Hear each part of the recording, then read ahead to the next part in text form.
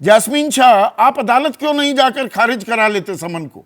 आप जो ईडी से पूछ रहे हैं यही बात अदालत के सामने रख दो कि मिलॉर्ड, हमें यही नहीं पता अरविंद केजरीवाल को समन किस हैसियत में दिए जा रहे हैं, as the chief minister, as the national convener, as one of the accused. अदालत में जाकर कहिए ना ये बात।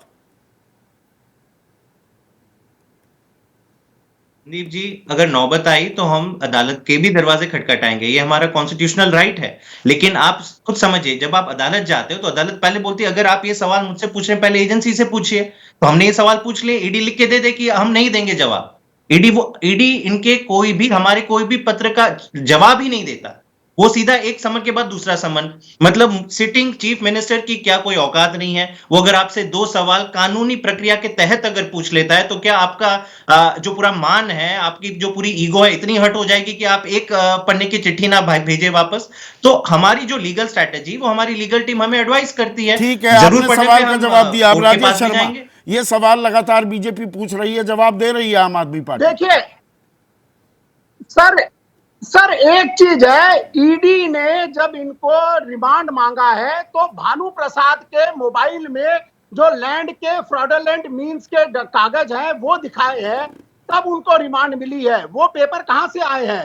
क्या इंक्रिमिनेटिंग पेपर नहीं थे? फ्रॉडुलेंट मींस से इनको जमीन मिली है।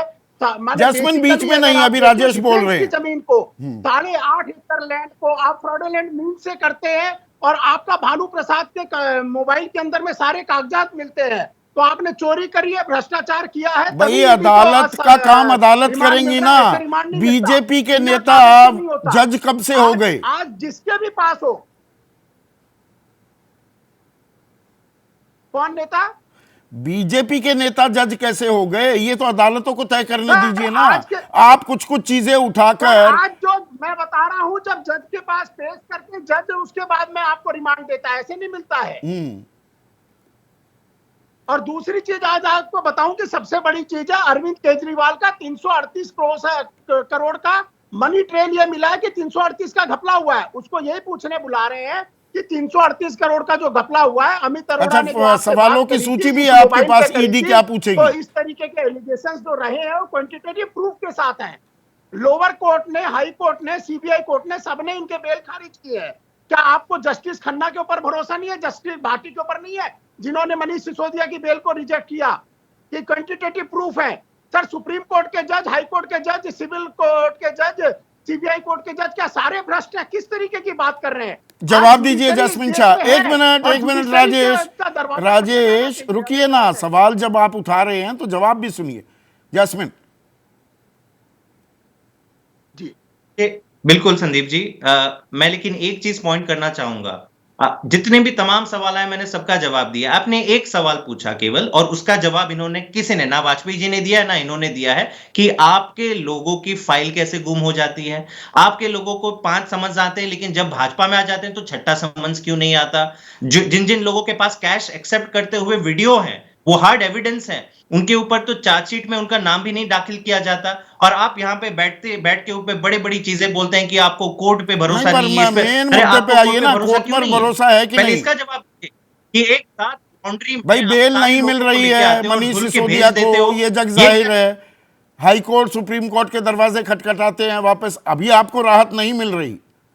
आम आदमी को तो यही लगता है ना, फिर मतलब दाल में कहीं ना कहीं कुछ काला तो है। कारण है संजीव जी, इसका कारण है ईडी का कानून इतना सख्त, या ड्रकोनियन लॉ जो कहते हैं कि कॉलोनियल इरा के जो सेडिशन लॉ थे, आज ईडी का कानून केवल मोदी जी के राज में इतना ड्रकोनियन बन गया है। 2018-19 में जो संशोधन लाया गया था, उसमें पूरी जो एक ज्यूरिस्प्रूडेंस, क्रिमिनल ज्यूरिस्प्रूडेंस की प्रक्रिया को सर पे पलट दिया गया।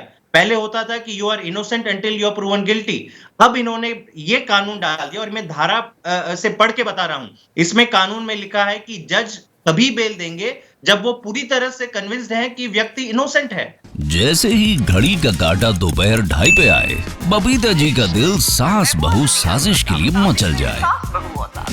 और ये है इनकी बहू, पूरे दिन ऑफिस की टेंशन हो जाए गॉन जब ये करें अपना फेवरेट शो फ्री टाइम पे ऑन। इनकी तरह आप भी देखें अपना फेवरेट शो अपने टाइम पर, और डाउनलोड कीजिए एबीपी लाइव ऐप अपने स्मार्ट टीवी पर।